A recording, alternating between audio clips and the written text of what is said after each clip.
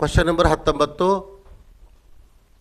7, 13, 19 dash dash dash ಈ ಸಮಾಂತರ ಶ್ರೇಣಿಯ ಮೊದಲ 10 ಪದಗಳ ಮೊತ್ತವನ್ನು ಸೂತ್ರದ ಸಹಾಯದಿಂದ ಕಂಡುಹಿಡಿಯಿರಿ ಅಂತ ಅಂದಾಗ ಮೊದಲನೇ ಪದ ಯಾವುದು? ದತ್ತಾಂಶವನ್ನು ಸ್ವಲ್ಪ ಬರ್ಕೋಬೇಕು. ಮೊದಲನೇ ಪದ ಎ ಅಥವಾ A1 7 ಆಯಿತು. ಸಾಮಾನ್ಯ ವ್ಯತ್ಯಾಸ ಡಿ ಅಂದ್ರೇನು? A2 ಮೈನಸ್ A1 ಅಂದರೆ ಏನು? 13 ಮೈನಸ್ 7 ಈಕ್ವಲ್ ಟು ಎಷ್ಟಾಯಿತು? 6. Therefore D equal to ಎಷ್ಟು ಬಂತು? 6 ಬಂತು. ಮತ್ತೇನು ಬೇಕು ನಮಗೆ? ಎಷ್ಟು ಪದಗಳದಾವ? 10 ಪದಗಳ ಮೊತ್ತ ಅಂದ್ರೆ ಅದಕ್ಕೆ n ಈಕ್ವಲ್ ಟು 10 ಆಯಿತು. ನಾವು ಏನು ಕಂಡುಹಿಡಬೇಕು? 10 ಪದಗಳ ಮೊತ್ತ ಅಂದ್ರೆ ಅದಕ್ಕೆ S10 ಈಕ್ವಲ್ ಟು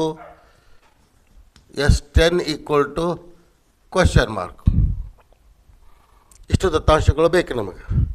ಈ ದತ್ತಾಂಶಗಳು ಸೂತ್ರಕ್ಕೆ ಆದೇಶವನ್ನು ಮಾಡಬೇಕು ಅಂದಾಗ ಸೂತ್ರ ಯಾವುದು? SN equal to n/2 into 2a plus n-1 into D. ಈ ಸೂತ್ರ ಆಗ್ತದನಿಲ್ಲ? ಹಾಂ, ಇದರಲ್ಲಿ ಈ ಸೂತ್ರಕ್ಕೆ ಬೆಲೆಗಳನ್ನು ಆದೇಶ ಮಾಡಬೇಕು. ಇಲ್ಲಿ ಏನಂದರೆ ಎಷ್ಟಾಗ್ಯದ? 10 ಆಗ್ಯದ ಅಂದಾಗ S10 ಈಕ್ವಲ್ ಟು n ಅಂದರೆ 10 ಅಂತ ತಿಳ್ಕೊಂಡಿವಿ. 2a ಅಂದರೆ ಎಷ್ಟು? ಬದಲೇ ಪದ ಎಷ್ಟು? 7 ಆಗ್ಯದ. 7 ಪ್ಲಸ್ n ಅಂದರೆ 10 ಮೈನಸ್ 1 ಸಾಮಾನ್ಯ ವ್ಯತ್ಯಾಸ ಎಷ್ಟು? 6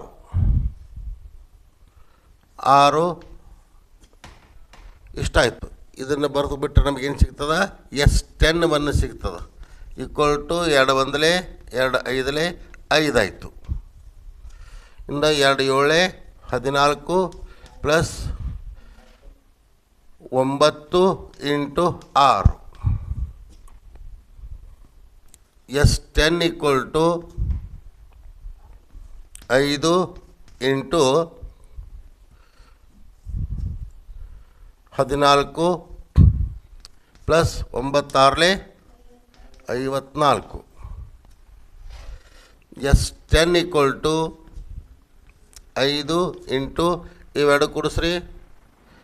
54 1 14 68 ಇವೆರಡು ಗುಣಾಕಾರ ಮಾಡಿರಿ. S10 equal to 340. ಎಷ್ಟು? 340. That's all.